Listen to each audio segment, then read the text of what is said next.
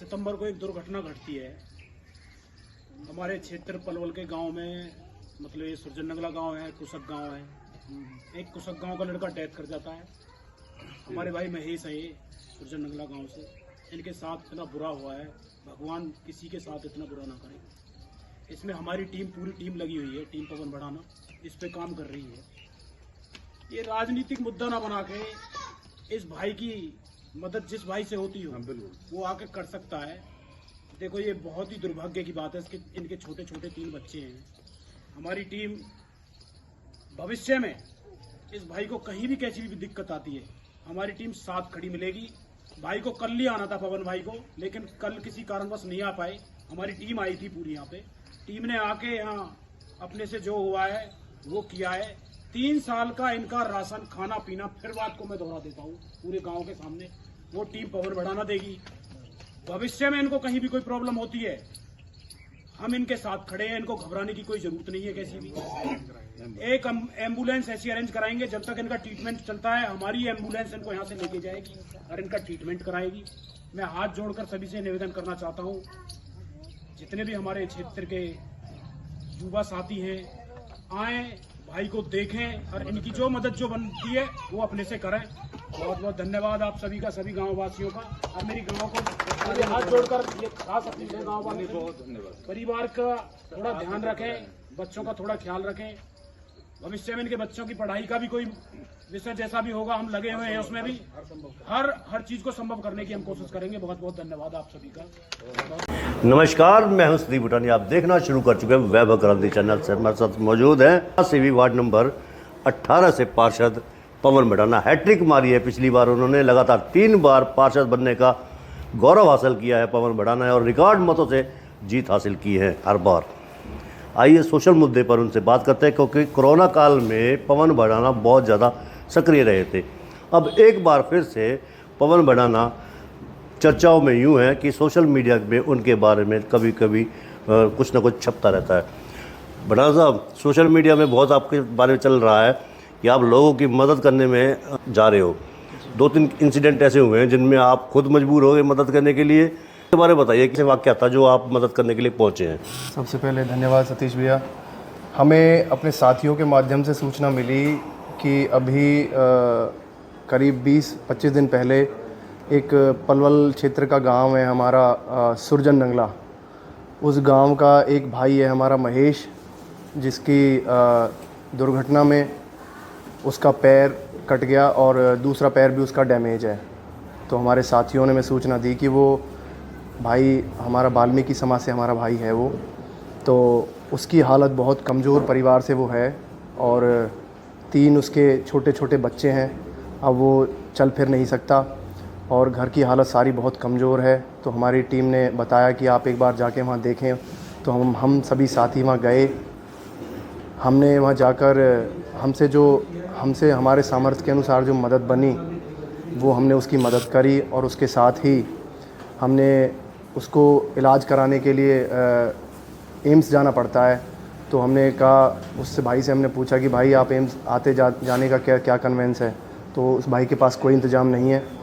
तो हमने उसके लिए एम्बुलेंस का जो अरेंजमेंट है वो अपनी तरफ से करा के दिया है। और दूसरा उसका जो राशन है, राशन का करीब 3 साल का राशन वो हम और हमारे साथी मिलकर उसको प्रोवाइड कराएंगे। बिल्कुल, जिस प्रकार से आपने पवन बढ़ाने से सुना, मदद होनी चाहिए तो ऐसी होनी चाहिए, क्योंकि आजकल आकस्मिक घटनाएं बहुत हो रही हैं और दुर्घटनाएं लगातार बढ़ भी रही हैं। सड़कों पर ट्रैफिक ज़्यादा है। वाहन भी हमारी भी आपसे रिक्वेस्ट है, अगर आप वाहन चला रहे हैं तो सीट बेल्ट डालें और थोड़ा गति को नियंत्रित करके रखें। और पटाखा बुलेट जो आजकल चल रही हैं वो भी ना चलाई जाए। युवाओं से, पेरेंट्स से भी हमारा आग्रह है कि आप अपने बच्चों पर ध्यान दें। बच्चे कहीं आपकी पटाखा बुलेट तो नहीं है, 10,000 रुपये का चालान भी है। प्रशासन और पुलिस लगातार सक्रिय है। एक बात और बताइए कि ऑटो पलट जाते हैं, काफ़ी कुछ दुर्घटनाएं भी बढ़ रही हैं, क्या कहना चाहेंगे इसके पीछे कि क्या हो सकता है? कि अपील करेंगे इसके बारे में कुछ? देखिए, जो ऑटो पलटने की बात है, सबसे पहले तो इसके लिए प्रशासन को इनके लिए समय समय पर कोई ना कोई जागरूकता के लिए अभियान चलाना चाहिए। कई बार हमारे जो ऑटो जो ड्राइवर होते हैं उनमें कुछ अवेयरनेस नहीं होती कुछ चीज़ों को लेकर, जो ड्राइविंग के जो रूल्स होते हैं, तो प्रशासन को उनके लिए अभियान चला के उन्हें समझाना चाहिए। इससे पहले भी आप मदद करने के लिए आगे बढ़कर गए थे। रसूलपुर रेलवे ओवरब्रिज जो आजकल चर्चाओं में बैसलात की जीवन रेखा भी है, वहाँ पर भी आप मदद करने के लिए गए थे। जो घायल हो गया था लड़का, उसके फादर अजीत पाल सिंह को आपने मदद भी की थी। क्या उसका आप लेटेस्ट क्या पोजीशन है उसकी? देखिए, मदद तो सतीश भैया करने वाला जो होता है वो भगवान होता है। हम और आप तो सब केवल माध्यम हैं। आज उस भाई की जो कंडीशन है, देखिए कंडीशन तो उनकी सही मायने में बहुत कमज़ोर है, पर वो बच्चा पहले से थोड़ा बहुत ठीक महसूस कर रहा है। ये हमने ही नहीं, ये शहर से ही नहीं, बहुत लोगों ने उस बच्चे की आज मदद की है। तो भगवान उनको ज़रूर इस चीज़ का पुण्य ज़रूर देगा, जिस ज़रूरतमंद बच्चे की उन्होंने मदद करी है। आप जैसे समाज सेवियों ने मदद की है, लेकिन क्या सरकार ने मदद करी है? जब सरकार से आप जुड़े भी हुए हैं।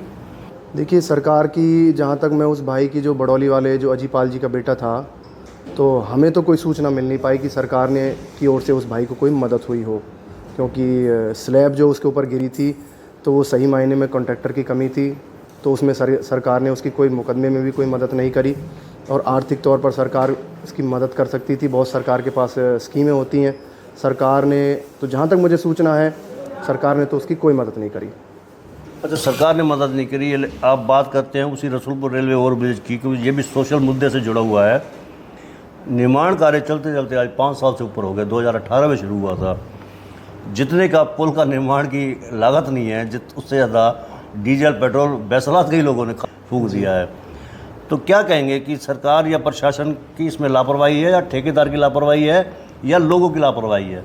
देखिए, लापरवाही तो सही मायने में सरकार के जो हमारे नुमाइंदे हैं, नुमाइंदों की लापरवाही है। और लोगों का कितना नुकसान आप किसी भी व्यक्ति से पूछ सकते हैं। हर व्यक्ति को ये पता है कि मेरे ख्याल में पलवल में ही नहीं, फरीदाबाद से और भी कई ज़िलों में पता होगा कि पलवल में ऐसा फ्लाईओवर बन रहा है जो पिछले 5-5.5 साल उसको हो गए और वो कंप्लीट नहीं होके दिया। और लोगों का इतना नुकसान हुआ है। लोगों को ये दुर्घटना जो हुई हैं, ये जो आज यहाँ पे अपना सुरजन नगला में हुई है, इससे पहले सुल्तापुर के एक निवासियों को करीब 2-3 उसमें एक्सपायर हुए थे ऑटो में। उससे पहले भी कई दुर्घटना हो चुकी हैं। करीब मेरे हिसाब से 20-30 एक्सीडेंट यहाँ पर हो चुके हैं, और रोड सारे के सारे ख़राब हैं।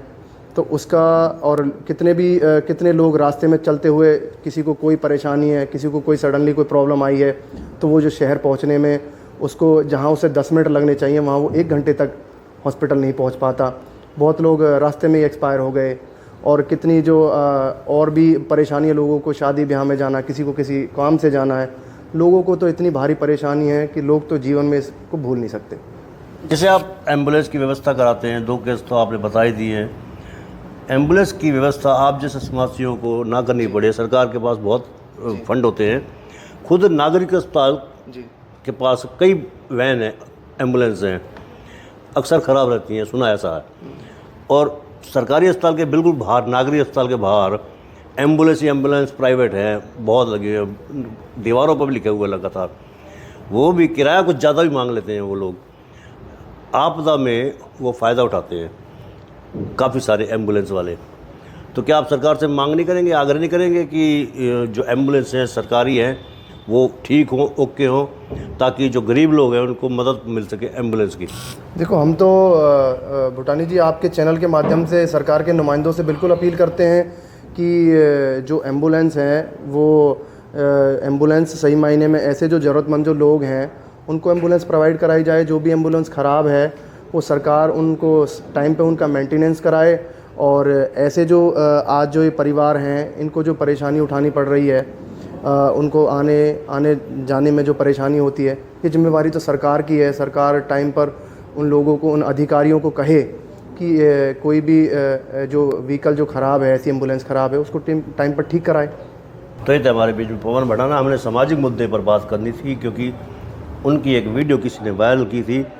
हो सकता है जो लाभान्वित हुआ होगा उसके परिजनों में या किसी मित्र ने वायरल की हो, तो हमें उसी से पता चला था कि पवन भड़ाना ने भी कोई सामाजिक सेवा की है एम्बुलेंस की। खुद पवन भड़ाना ने बताया, जो 2 केस बताए हैं, मेरा तो आपसे आग्रह है कि सरकार से, प्रशासन से जिस प्रकार से हमने कहा है पवन बढ़ाना, इसलिए या प्रशासन से आग्रह किया जाए कि जिला अस्पताल में जितनी भी एम्बुलेंस है वो सही सलामत हो, मौके पर जब ज़रूरत पड़े तो उस एम्बुलेंस की सेवाएं भी ली जा सके, ताकि पवन बढ़ाना या दूसरे समाज से भी जो एम्बुलेंस प्रोवाइड कराते हैं निजी तौर पर, वो ऐसा ना करके बल्कि सरकार ही इसको वहन करे। साइड में जो आप देख रहे हैं YouTube channel, Facebook page, Instagram, Twitter handle, इसको आप लाइक करें, फॉलो करें, कमेंट बॉक्स में जाकर एक प्रतिक्रिया दें, इस लिंक को ज़्यादा से ज़्यादा शेयर भी कर दें और इस वीडियो को भी आप शेयर कर दें ताकि हम इस प्रकार की सामाजिक सेवाओं को आगे लाते रहें।